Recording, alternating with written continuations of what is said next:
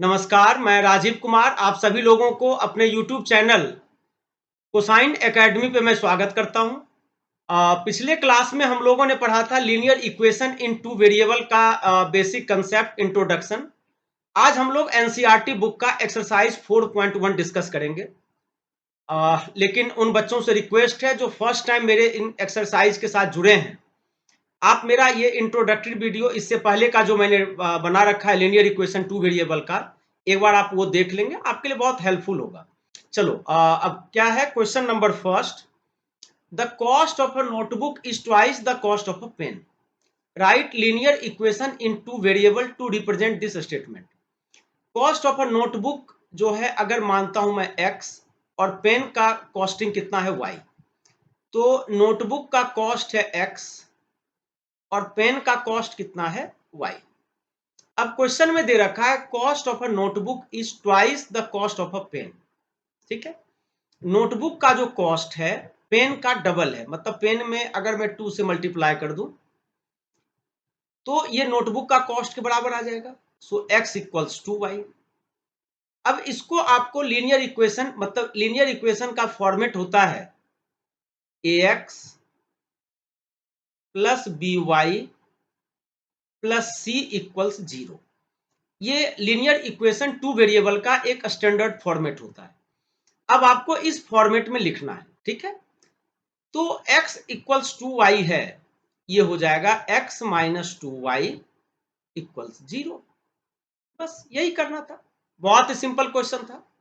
अब चलो हम लोग चलते हैं क्वेश्चन नंबर 2।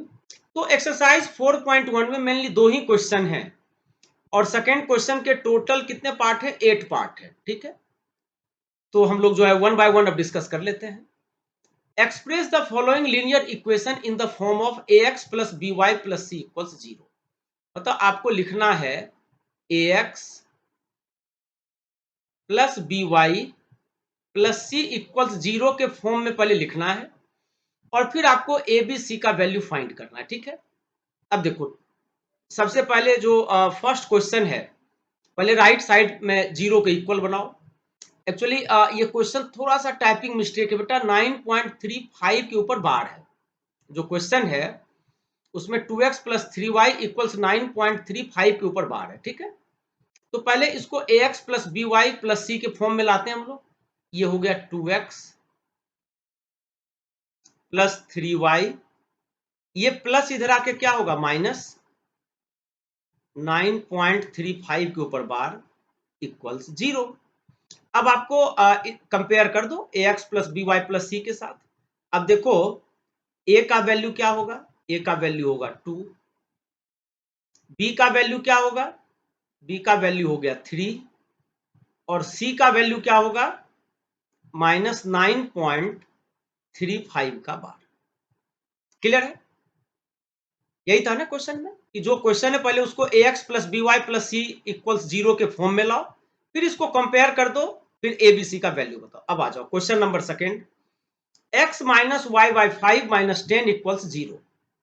इसको भी कंपेयर करो ax plus b y plus c equals 0 के साथ। तो x का कॉफिशिएंट ही a कहलाता है, तो नहीं कुछ है, इसका मतलब a का वैल्यू कितना है 1।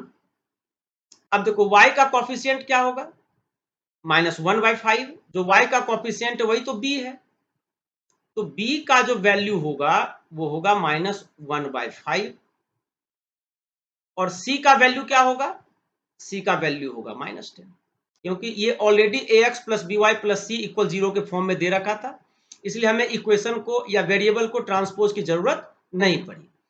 अब आ जाओ थर्ड है -2x प्लस 3y इक्वल 6। पहले इसको उस फॉर्मेट में ले आओ, -2x plus 3y minus 6 equals 0 मैंने ले आया। अब कंपेयर करना ax plus b y plus c equals 0 के साथ, तो a का वैल्यू क्या होगा, a का वैल्यू हो गया -2, b का वैल्यू क्या हो गया 3 और c का वैल्यू क्या होगा -6। क्लियर हो गया। अब चलते हैं हम लोग फोर्थ पार्ट पे। x इक्वल्स 3y, यहां से भी इसको पहले ax plus b y plus c equal 0 के फॉर्मेट में लाओ और ab का वैल्यू निकाल लो, abc का। तो जब इसको हम लोग रीअरेंज करेंगे, ये हो गया x माइनस 3y इक्वल 0। फिर से वही ax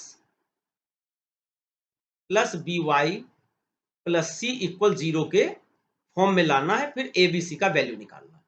अब बताओ x का कोफिशिएंट कितना है, नहीं कुछ है तो 1 है, इट मीन्स a का वैल्यू हो गया 1, b का वैल्यू क्या होगा -3, c का तो टर्म ही नहीं है, c का वैल्यू क्या हो जाएगा 0, फर्स्ट वाले का।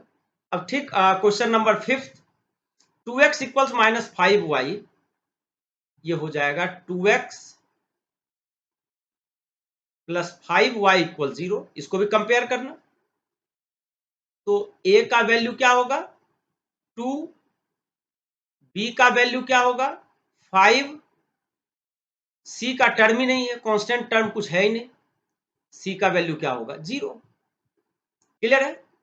अब आते हैं हम लोग क्वेश्चन नंबर 6 पे, 3x प्लस 2 इक्वल्स 0। अब बताओ फिर से x का कोफिशिएंट a कहलाता है, a का वैल्यू क्या हो गया 3, y का टर्म ही नहीं यहाँ पे, तो जब y का टर्म ही नहीं तो y का कोफिशिएंट b क्या हो गया 0, और c का वैल्यू कितना हो गया 2 हो गया। क्लियर है। अब आते हैं इस क्वेश्चन पे, question number 7, y minus 2 equal 0। फिर से अब की बार x का ही टर्म नहीं है, तो जब x का टर्म नहीं तो उसका कोफिशिएंट क्या होगा 0, इट मींस a का वैल्यू हो गया 0।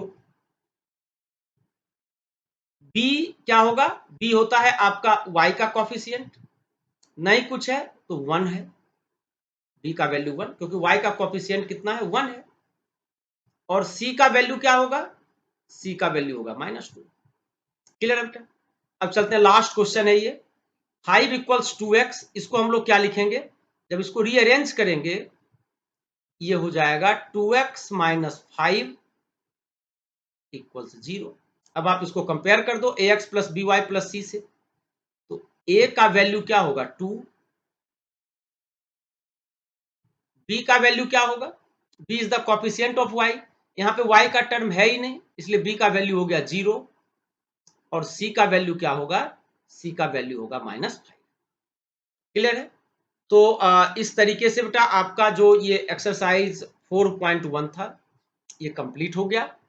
अब अगले क्लास में हम लोग एक्सरसाइज 4.2 एनसीईआरटी बुक, जो न्यू एनसीईआरटी बुक है आपकी मैथ्स की, हम लोग वो डिस्कस करेंगे।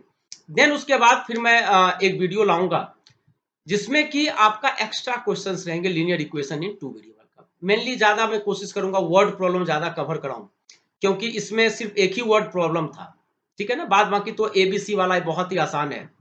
तो इस तरीके से बेटा आपका ये एक्सरसाइज 4.1 कंप्लीट हो गया। तब तक के लिए बाय बाय, टेक केयर।